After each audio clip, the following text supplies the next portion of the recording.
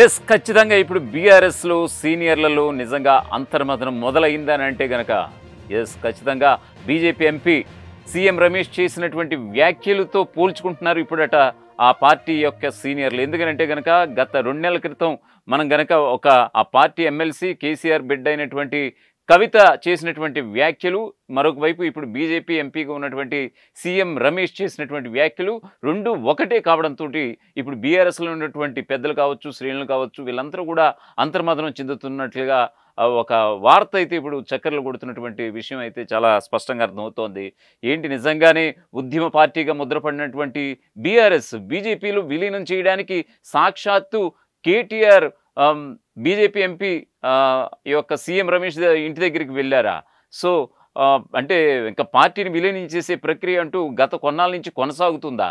ఇటువంటి అనుమానాలు నిజంగా ఇప్పుడు బీఆర్ఎస్ పెద్దల్లో కావచ్చు, శ్రేణుల్లో కావచ్చు మొదలైనటువంటి సందర్భం. సో నిన్నటికి నిన్న ఆయన ఇచ్చినటువంటి స్టేట్మెంట్ పక్కన పెడితే 2 నెలల క్రితం సేమ్ కవిత కూడా అంటే తనని ఢిల్లీ లిక్కర్ స్కామ్లో అరెస్ట్ చేసినప్పుడు తన తండ్రి బీజేపీలో బీఆర్ఎస్ విలీనం చేయడానికి ప్రయత్నించారు, ఈ రకంగా మళ్ళీ అంటే తన విషయంలో కాంప్రమైజ్ అవ్వడానికి ప్రయత్నించారు అనేటువంటి ఇచ్చినటువంటి స్టేట్మెంట్ కూడా వాళ్ళు ఉదహరించుకుని రెండిటిని క్రోడీకరించుకుని వాళ్ళు ఇప్పుడు బీఆర్ఎస్ పెద్దలైతే అంతర్మథనం చెందుతున్నట్లుగా అర్థమవుతోంది. దీనికి సంబంధించి ఒక పూర్తి స్థాయి అప్డేట్ కూడా ఒకసారి విశ్లేషణ కూడా చూద్దాం.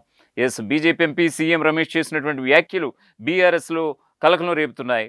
అసెంబ్లీ ఎన్నికల్లో ఓటమి తర్వాత బీఆర్ఎస్ను బీజేపీలో విలీనం చేసేందుకు కేటీఆర్ నిజంగానే ప్రయత్నించారా అని ఆ పార్టీ సీనియర్ లీడర్లు కొందరు సందేహాలు సైతం వ్యక్తం చేస్తున్నారు. నిజానికి 2 నెలల కిందనే కేసీఆర్ బిడ్డ బీఆర్ఎస్ ఎమ్మెల్సీ కవిత ఇదే విషయమై సంచలన వ్యాఖ్యలు చేశారు.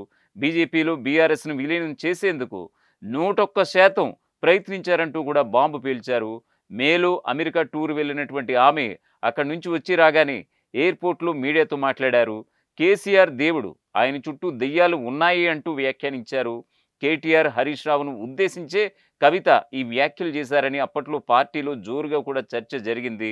మళ్ళీ ఆ తర్వాత 2-3 రోజులకే మే 29న కవిత తన ఇంట్లో మీడియాతో చిట్ చాట్ కూడా చేశారు. నన్ను జైలు నుంచి విడిపించే సాగుతో బీఆర్ఎస్ను బీజేపీలో విలీనం చేసేందుకు కుట్రలు పన్నారు. పార్టీని బీజేపీలో విలీనం చేయవద్దని తన తండ్రికి తేల్చి చెప్పానంటూ కూడా ఆమె చెప్పినటువంటి పరిస్థితి. అవసరమైతే ఇంకొన్నాళ్ళు జైల్లోనైనా ఉంటాను కానీ బీజేపీలో విలీనాన్ని ఒప్పుకోబోనని కూడా స్పష్టం చేశానని ఆమె గుర్తు చేశారు.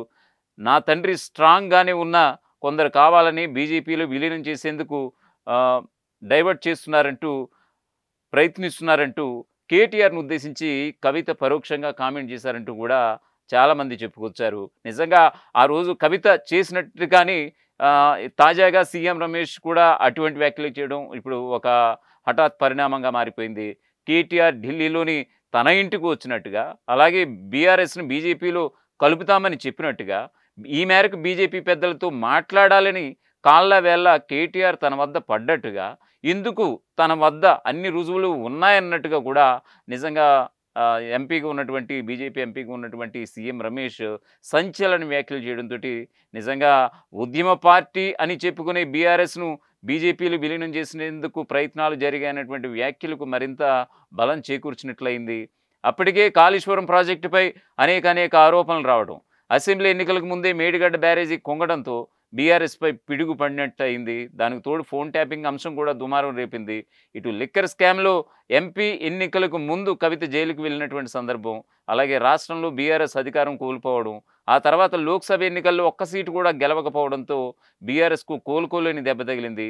అసెంబ్లీ ఎన్నికల తర్వాత కేసీఆర్ ఫామ్ హౌస్లో జారిపడి తుంటి ఎముక విరగడంతో ఎర్రవెల్లికే పరిమితమైపోయారు ఆయన. ఈ క్రమంలోనే బీఆర్ఎస్ను బీజేపీలో విలీనం చేసేందుకు ప్రయత్నాలు తీవ్రంగానే జరిగాయన్న వార్తలు కూడా వచ్చాయి. 2 నెలల క్రితం కవిత, ఇప్పుడు సీఎం రమేష్ ఇవే వ్యాఖ్యలు చేయడంతో పార్టీలోని సీనియర్లు అంతర్మథనంలో పడిపోయారన్నటువంటి చర్చ అయితే ఇప్పుడు గులాబీ శ్రేణుల్లో జరుగుతోంది. ఇక బీఆర్ఎస్ విలీనంపై సొంత పార్టీ ఎంపీనే సంచలన కామెంట్స్ చేయడంతో బీజేపీలోనూ కలకలం రేగుతోంది. కొందరు పెద్దల నిర్ణయాలతో, కొందరు పెద్దల వ్యాఖ్యలతో పార్టీకి నష్టం జరుగుతుందని ఇప్పటికే కొంతమంది సీనియర్ లీడర్లు కామెంట్లు కూడా చేస్తున్నారట. ఎమ్మెల్యే రాజాసింగ్ ఎప్పటికప్పుడు పార్టీలో జరుగుతున్నటువంటి వ్యవహారాలపై విమర్శలు గుప్పిస్తూనే ఉన్నారు. ఇప్పటికీ కూడా పెద్ద ప్యాకేజీ ఇస్తే బీజేపీ నేతలు బీఆర్ఎస్తో కలిసిపోయేందుకు సిద్ధంగానే ఉన్నారంటూ కూడా ఆనాడు చెప్పుకొచ్చారు. బీఆర్ఎస్ లీడర్లు చెప్పినట్టుగానే పార్టీ కార్యకలాపాలు జరుగుతున్నాయంటూ ఆయన కూడా బాంబు పీల్చారు. ఇటీవల ఏకంగా పార్టీకి రాజీనామా చేశారు ఆయన. ఇప్పుడు సీఎం రమేష్ వ్యాఖ్యలతో కొందరు సీనియర్ లీడర్లు కూడా అంతర్మథనంలో పడినట్లుగా తెలుస్తోంది. పార్టీ కేడర్ ప్రశ్నిస్తే ఏం సమాధానం చెప్పాలని వాళ్ళంతా తలలు పట్టుకుంటున్నారట. ఎన్నికలకు ముందు పార్టీ అధ్యక్షుడిగా ఉన్న బండి సంజయ్‌ని మార్చడంతో పార్టీ కేడర్ నుంచే తీవ్ర వ్యతిరేకత వచ్చిందన్నట్లుగా కూడా తెలుస్తోంది. ఇప్పుడు బీఆర్ఎస్ ఎమ్మెల్సీ కవిత పీల్చినటువంటి బాంబుతో పాటు సొంత పార్టీ ఎంపీని విలీనంపై మాట్లాడడంతో ఈ వివాదం మరింత వ్యతిరేకత వచ్చే అవకాశం ఉంటుందని కూడా పలువురు లీడర్లు సన్నిహితుల వద్ద వాపోతున్నట్లుగా తెలుస్తోంది. మరొకవైపు కాంగ్రెస్ ఎప్పటినుంచో చేస్తున్నటువంటి ఆరోపణలకు రెండు అస్త్రాలు దొరికినట్లయింది. ఎన్నికల్లో బీఆర్ఎస్, బీజేపీ కలిసి పనిచేశాయని కాంగ్రెస్ లీడర్లు ఎప్పటికప్పుడు ఆరోపిస్తున్నటువంటి సంగతి తెలిసిందే.